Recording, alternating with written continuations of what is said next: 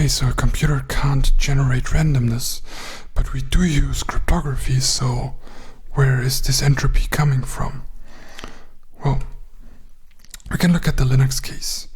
If you're on Linux and you're generating something that has to be truly random, the only source you're allowed to use for that are the device files dev_urandom and dev_random, or alternatively the getRandom syscall, which is equivalent.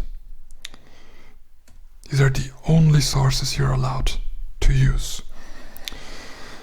Now, this is kind of a graph of where the randomness comes from. Well, it comes from very different sources. It comes, for example, from device randomness. A classical example of this is the hard drive, where we use hard drive latencies. So, as you probably know, hard drives have spinning disks and access times vary because you have a reading head, and the reading head has to be repositioned in order to read files of a hard disk. So these reading times are somewhat random because the distribution of files across your hard drive is somewhat random.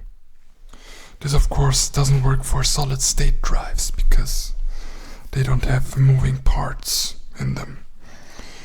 But that's a source of randomness, for example. Input randomness is things like, for example, the time difference between key presses on the keyboard.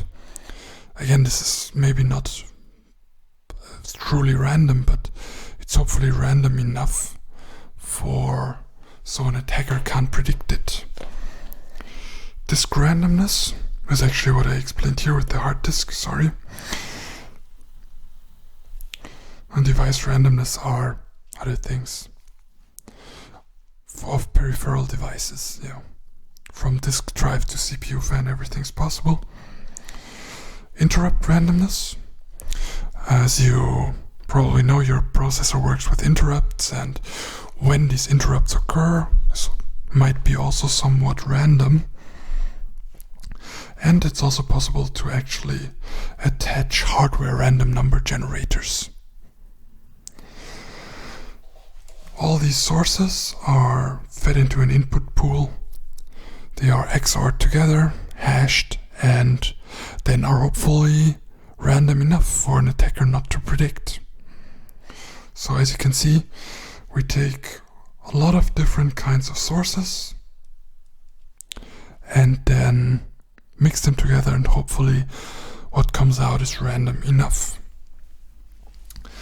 Now, there historically were two files, dev_random, with a blocking pool that takes directly the source from the entropy pool, and dev_urandom that uses the output of the input pool to generate, to initialize a stream cipher and then use the output bits of the stream cipher. Well, actually, there was until recently, since the latest Linux kernel, those two are actually equivalent.